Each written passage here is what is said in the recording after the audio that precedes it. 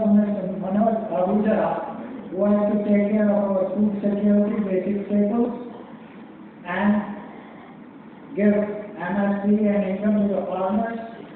What is his vision? Where is he going to take India and the Amrit Kaur towards this power? Thank you very much. My colleague, Alka, Mr. Rajesh Chawla, being a retired Minister, who is the Chief Knowledge Officer of the Agriculture Department, distinguished guests on the dais, captains of the industry, and esteemed guests who are gathered here. A very good afternoon to all of you, and a very warm welcome. And I think it's a very optimistic feeling we have for the coming 2 decades when we talk about Viksit Bharat. And I think we were treated to the story of the dairy sector in India, where we were in 1950 in comparison to US and where we are. And we feel similar stories, similar concepts can play across different sectors.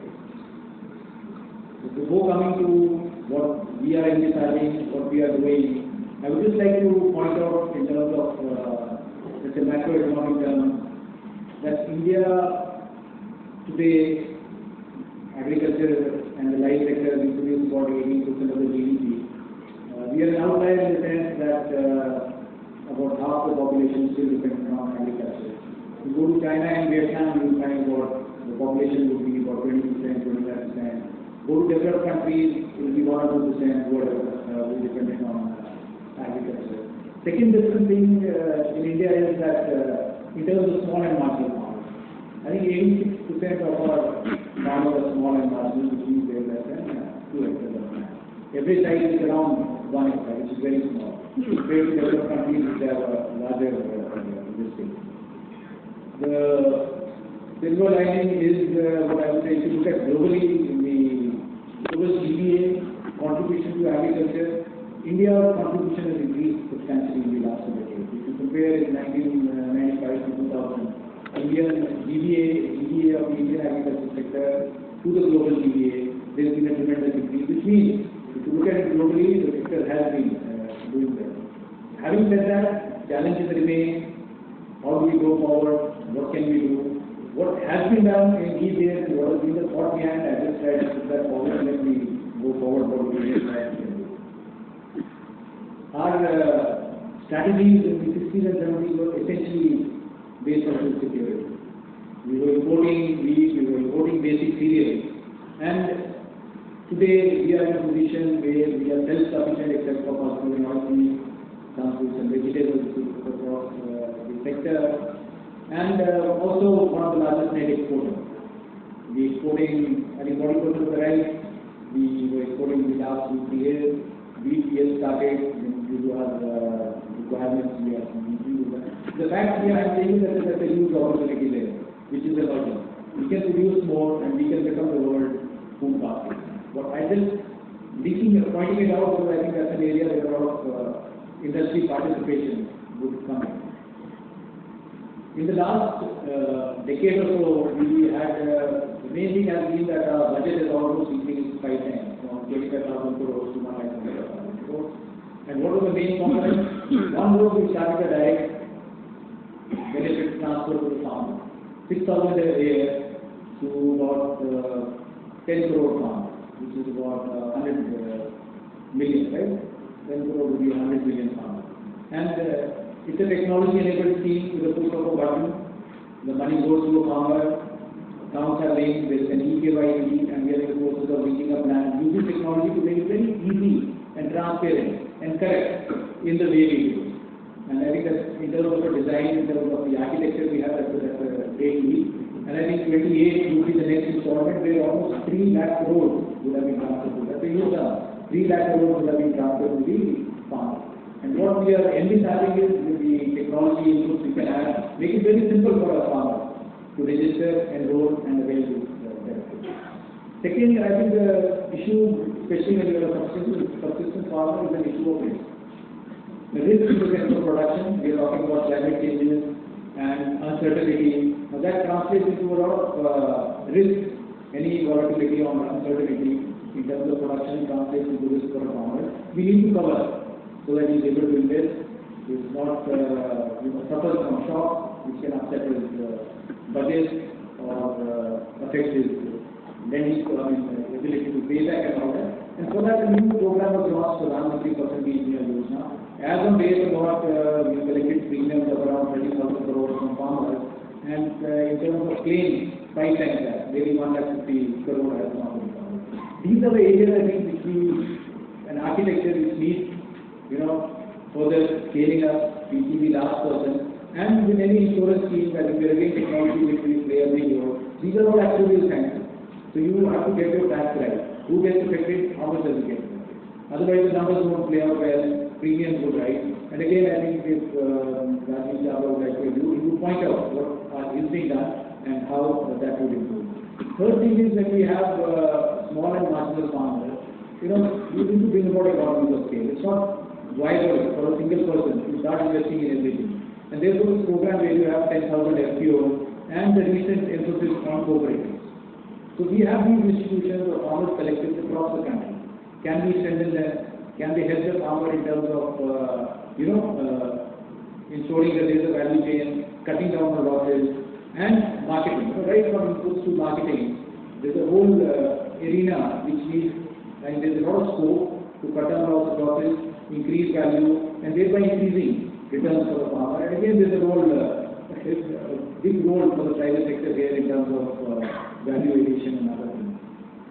Similarly, to make marketing easy, to bring information to the farmer, we had the electronic mandi ENAM. What we are trying to do is make it even more like we have the public digital infrastructure, bringing that kind of a component in market along with ONDC, so that different players in the ecosystem can just plug in because it's of a certain standard or a certain way. And therefore, what do we need for market? We need for a farmer to sell, and a heavy ecosystem of not only buyers but all the stakeholders and the players who form the ecosystem. Be it logistics, be it financiers, be it people who can offer exchange services. Essentially to ensure that somebody purchases something from somewhere that the entire system is working. So I think something like a UPI financial system, something like a standardized kind of let's say a building block on which people can come in. Obviously, state law and state policies should enable. But once they see it's working, it should improve. It should improve price discovery. It will improve again helping a farmer to increase his return. Another scheme which was launched was the Agriculture Infrastructure Fund, similar to the animal husbandry sector. And I think maybe projects worth of 60,000 crores in just 3 or 4 years have been done. And that's because there is a lot of potential, again, across the value chain to create value, one by lessening the losses which are happening, and second, just by adding services so that value increase, and thereby the farmer, would benefit, and everybody who's participating in that would be able to benefit in that. Some one or two initiatives which we have taken, and we've had one or two discussions on that. In horticulture, we feel there's a huge potential for export. I mean, we are one of the largest producers of banana, grapes, we are a big player. We have schemes where we've actually bid out such clusters, where private firms are bidding, and 6 to 7 clusters we have actually bid out. Banana is one, grapes is one, where when the private sector takes the initiative, they bring in some investment, the rest the government provides.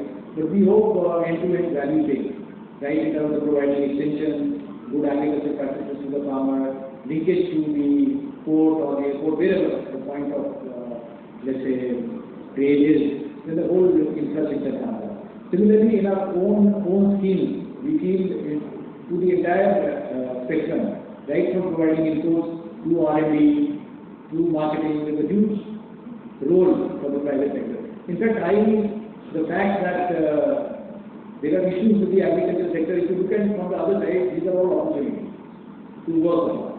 Wherever we are giving value, wherever the farmers not getting proper return, wherever there is damage, wherever there is loss, and these are all opportunities for us to work together and bring in return.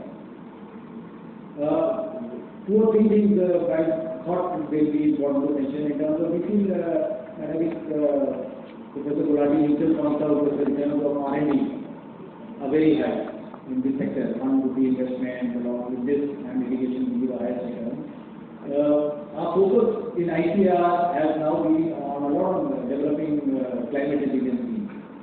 One example I can give you in the case of wheat. I think 2 years back we had faced a problem because of high temperatures in the month of March, when seeds mature, when the grain is mature and all, in seed stage and all that, and it affects that. And about 70% of the seeds this year in Punjab and Haryana are actually heat resistant. So the change in focus in terms of where we do research has also now shifted towards bringing in seeds and varieties that are climate resilient, that are drought resilient, that are resilient, or which can stand high temperatures and things like that. That's one big change which has happened, and focus is happening on that. Second is an area is about sustainability.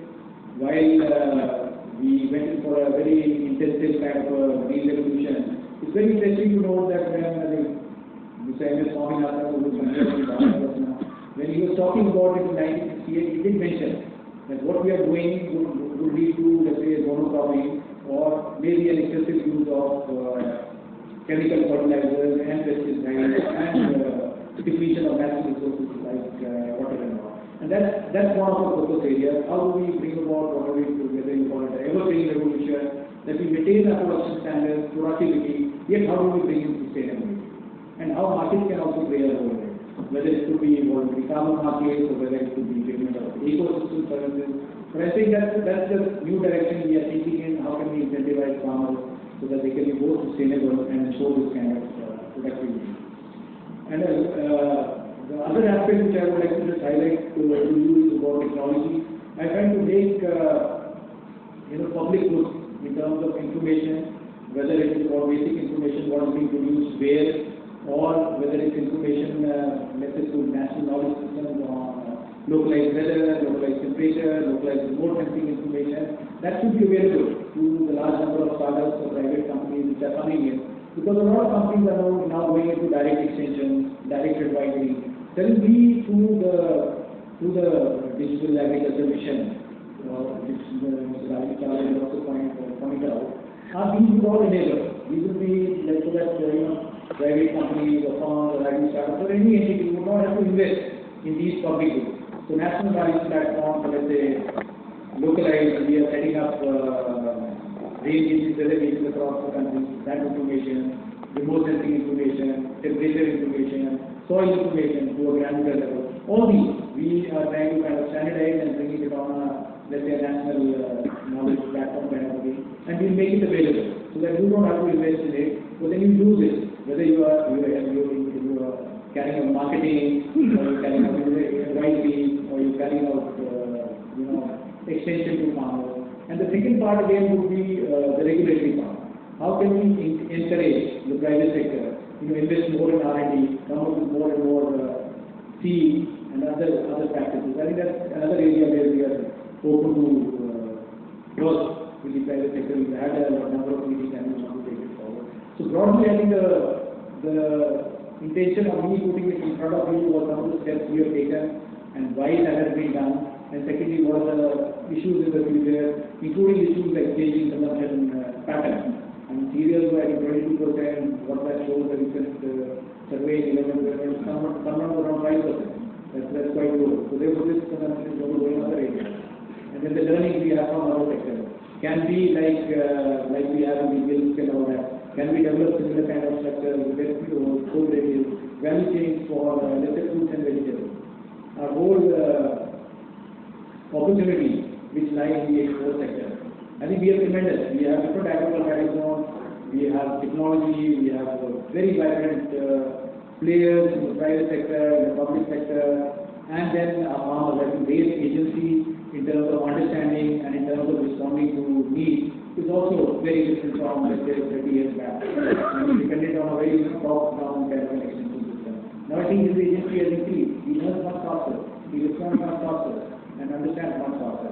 I think with that we have a good, we have the ingredients of a much higher rate of growth in the agriculture sector. sector, and I think it's for us, all of us, to get together and work on it collectively to actually ensure that.